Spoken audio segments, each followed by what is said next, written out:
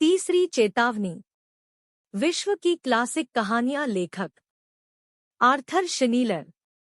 रात के आकाश की गहरी नीलिमा में से प्रभात ने झांक कर देखा कि एक युवक तेजी के साथ संकेत की तरह उठे हुए पर्वत की ओर चला जा रहा है। उसका हृदय समस्त संसार की गति से स्पंदित था। बिना तनिक सी भी चिंता किए हुए वह समतल मैदान पर घंटों ही चलता रहा। जब वह जंगल के निकट पहुंचा तो उसे एकदम समीप और सुदूर से आती हुई एक बड़ी ही रहस्यमय सी ध्वनि सुनाई पड़ी, युवक, अगर तुम हत्या नहीं करना चाहते तो इस जंगल में होकर मत जाओ। युवक आश्चर्य से स्तंभित खड़ा रह गया। चारों तरफ घूमकर देखा, पर उसे एक चिड़िया भी नजर नहीं आई। तब उसे निश्चय हो गया कि कोई प्रेत बोल रहा था, किंतु उसके जन्मजात साहस ने विचित्र चेतावनी की ओर ध्यान नहीं देने दिया। पर उसने अपनी चाल जरा धीमी जरूर कर दी और बिना किसी भय के अपने रास्ते पर चल दिया। संज्ञा उसकी जागृत थी और राह में मिलने वाले किसी भी अजनात शत्रु का सामना करने के लिए पूरी तरह से सतर्क भी। पेड़ों की घनी परछाई में से निकलकर वह बाहर खुले में आ पहुंचा, किंतु उसे कोई भी संदेह भरी ध्वनि फिर सुनाई नहीं पड़ी और न कोई ललकार ही। अब वह एक बड़े पेड़ के नीचे आ पहुंचा था। वहां विश्राम करने के लिए वह बैठ गया। उसकी आंखें अपने सामने पड़े हुए बड़े मैदान पर तिरती हुई पर्वत की उस नग्न और सुरेख चोटी तक पहुंची जो उसका गंतव्य थी। पर उस स्थान से वह उठे उठे कि दोबारा वही भेद भरी सुनाई पड़ी, एकदम समीप से, एकदम सुदूर से आती हुई, कब या कहीं अधिक गंभीरता के साथ, युवक, इस मैदान को पार मत कर जाना। अगर अपनी मातृभूमि पर आफरित नहीं बुलाना चाहते हो तो। इस बार युवक के स्वाभिमान ने उसे कोई परवाह नहीं करने दी और स्वयं उस अर्थहीन तथा मूर्खतापूर्ण चेतावनी पर, जिसमें जैसे कुछ भारी भेद भरा हो, मुस्करा पड़ा और तेजी से चल दिया। मालूम नहीं कि अशांति या आकुलता किसने उसके पैरों में गति भर दी थी। जब वह पर्वत के नीचे अपने गंतव्य के निकट पहुंचा, शाम का गीला धुंध मैदान पर छा चुका था। पत्थर पर वह पूरी तरह से अपना पैर भी नहीं रख पाया था कि वही ध्वनि फिर गूंजने लगी, एकदम समीप से, एकदम सुदूर से, रहस्यमय, किंतु इस बार वह अधिक डरावनी थी। युवक, और आगे कृदम मत रखो वरना मार डाले जाओगे। युवक जोर से हंसा और बिना जल्दबाजी या हिचकिचाहट के अपनी राह पर चलता ही गया। और जैसे जैसे वह ऊपर चढ़ता जाता था, अंधेरा होता जाता था, किंतु उसका उत्साह बढ़ता ही गया। जिस समय वह ऐन शिखर पर पहुंचा, उसके मस्तक को सूर्य की अंतिम किरण ने चूमकर ज्योतित कर दिया। लो, मैं आ पहुंचा, उसने विजयोल्लास से भरकर कहा। ओ बुरे या भले अज्ञात प्रेत, यदि तू मेरी परीक्षा लेना चाहता था तो मैं सफल हो गया। किसी भी हत्या का पाप मेरी आत्मा पर नहीं है। मेरी मातृभूमि नीचे चैन से शांत लेटी हुई है और मैं अभी भी जीवित हूँ। तू जो कोई भी हो, मैं तुझसे अधिक शक्तिशाली हूँ, क्योंकि मैंने तेरी आज्ञा का उल्लंघन करके अपने कर्तव्य का पालन किया है। पर्वत में से जैसे कड़क कर बिजली फट पड़ी। युवक, तू भूलता है। इन शब्दों के अति दुर्वह बोझ के नीचे युवक दब सा गया। चट्टान के किनारे पर बैठकर वह जैसे आराम करने के लिए लेटने लगा और ओठों को मरोड़कर चाबा और बड़बड़ाया, तो मालूम होता है कि मैंने अनजाने ही कोई हत्या कर डाली।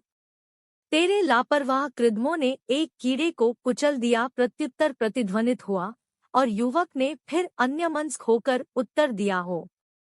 अब समझा, कोई बुरा या भला प्रेत मुझमें नहीं बोल रहा था, बल्कि एक ऐसा प्रेत जो मजाक भी करना जानता है। मुझे नहीं मालूम था कि इस मृत्युलोक में भी ऐसे विचित्र प्राणी रमण किया करते हैं। अंधेरी में मिटती हुई द्वाभा में जो वे ऊंची ऊंची पर्वत श्रेणियां खोई जा रही थी, उन्हीं में से फिर प्रत्युत्तर प्रतिध्वनित हुआ, क्या तुम अब भी वही युवक हो जिसकी आत्मा प्रातकाल विश्व संगीत से स्पंदित थी? क्या तुम्हारी आत्मा इतनी गिर गई है कि वह एक कीड़े के भी दुख दर्द से द्रवीभूत नहीं हो सकती? क्या यही तुम्हारा मतलब था? युवक ने माथे में बल डालते हुए पूछा, तब क्या मैं उन्हीं असंख्य जीवों की तरह हजारों लाखों गुना हत्यारा हूँ, जिनके पैरों तले अनजाने ही अनगिनती कीड़े मकोड़े कुचल जाते हैं? सो हो या न हो, पर इस विशेष जीव की हत्या न करने के लिए तुम्हें पहले ही चेतावनी दे दी गई थी। क्या तुम जानते हो कि सृष्टि के शाश्वत विधान में इस कीड़े का क्या महत्व था? सर झुकाकर युवक ने उत्तर दिया, क्योंकि न तो मैं इस बात को जानता ही था और न जान ही सका था। इसलिए तुम्हें विनयपूर्वक यह मानना ही पड़ेगा कि मैंने उन अनेक संभाव्य हत्याओं में से, जिन्हें तुम रोकना चाहते थे, केवल एक ही की है। किंतु मैं यह जानने के लिए बहुत उत्सुक हूँ कि आखिर उस मैदान को पार करके मैंने अपनी मातृभूमि पर कैसे आफरित बुला ली है। युवक, तुमने वह रंगीन तितली देखी? एक फुसफुसाहट सी युवक के कान में हुई, जो एक बार तुम्हारी दाहिनी तरफ उड़ रही थी। तितलियां तो बहुत सी देखी, और वह भी जिसका जिक्र तुमने किया। बहुत सी तितलियां, और बहुत सी तितलियों को तेरी सांस ने उनके ठीक रास्ते से उड़ाकर भटका दिया है। किंतु अभी मैंने जिसका जिक्र किया है, वह पूर्व की ओर चली गई है और बहुत दूर तक उड़ती उड़ती राजमहल के उपवन में पहुंच गई। अब उस तितली का जो बच्चा होगा, वह अगले वर्ष ग्रीष्म की एक तपती दोपहरी के बाद निद्रा की गोद में सोई हुई गर्भवती सुकुमारी युवती राजरानी की श्वेत सुकोमल ग्रीवा पर रेंग कर उनको यकायक इतनी जोर से जगा देगा कि उनका हृदय धक से रह जाएगा और अजात शिशु गर्भ में ही मर जाएगा।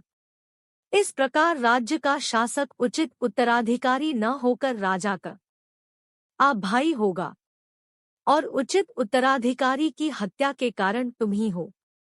राजा का भाई क्रूर, निर्दयी, अन्यायी और अत्याचारी है। उसके शासन से निराश होकर प्रजा पागल हो जाएगी, और तब अपनी जान बचाने के लिए वह राजा समस्त देश में एक भयानक युद्ध खड़ा करवा देगा, जिससे तेरी प्यारी मातृभूमि का सर्वनाश हो जाएगा। और इस सब का दोष तेरे सिवाय और किसी के सिर न मढ़ा जाएगा, और इस सब का कारण है तेरी सांस से उस तितली का पूर्व की ओर राजमहल के उपवन में उड़ जाना। युवक ने अपने कंधे उचकाए, हे अदृष्ट प्रेत! मैं यह कैसे मना कर सकता हूँ कि जो कुछ भविष्यवाणी तुमने की है, वह सब नहीं होगी। क्योंकि इस पृथ्वी पर एक चीज से ही दूसरी चीज उत्पन्न होती है, और अक्सर ही अत्यंत भयानक घटनाएं अत्यंत तुच्छ घटनाओं के कारण हो जाती है, और इसी तरह अत्यंत तुच्छ घटनाएं भी अत्यंत विकराल घटनाओं के कारण हो जाती है।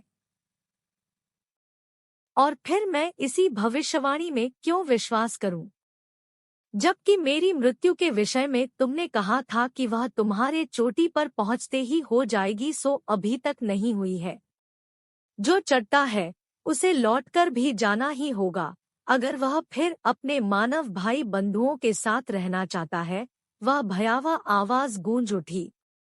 क्या तुमने कभी यह भी सोचा था?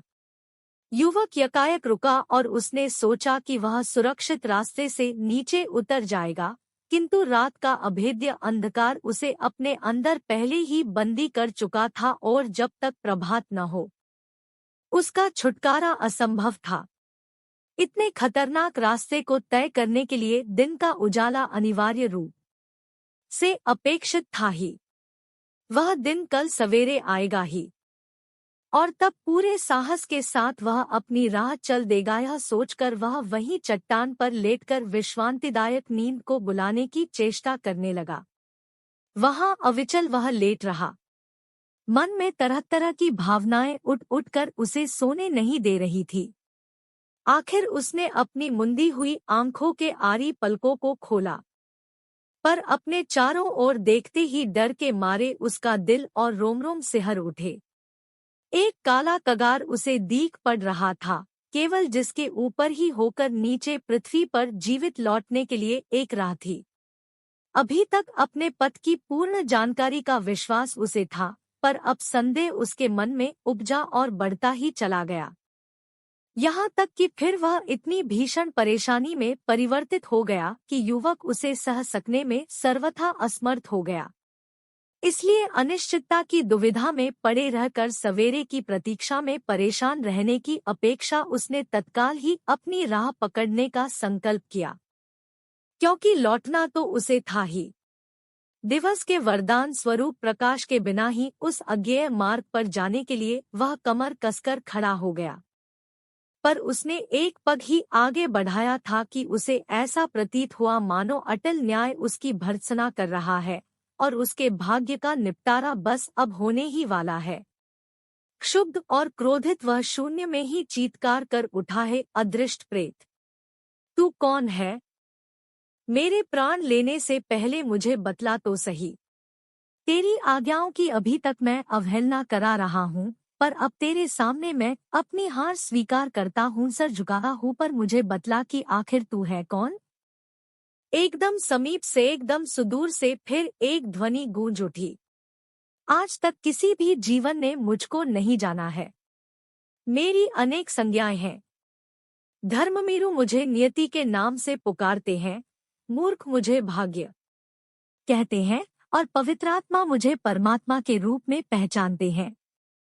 जो अपने को बुद्धिमान समझते हैं उनके लिए मैं वह शाश्वत शक्ति हूँ जो आदिकाल से उपस्थित है और अंतकाल तक रहेगी। तब मैं अपने जीवन की इन अंतिम घड़ियों में तुझे आप देता हूँ। मौत की कटुता से भरे हुए युवक के हृदय ने चीत्कार की, यदि वास्तव में तू वही शक्ति है जो सृष्टि के आदिकाल में थी और अमृत ही अंतकाल तक रहेगी, तब तो जो कुछ हुआ है वह पहले ही नियत था कि मैं जंगल में होकर जाऊं और अनजाने ही एक हत्या कर डालूं, कि मैं मैदान को पार करने से ही अपनी मातृभूमि के सर्वनाश का कारण बन जाऊं और कि मैं इस पर्वत के शिखर पर आकर मृत्यु को गले लगाऊं। यह सब हुआ तेरी चेतावनी दे देने पर भी।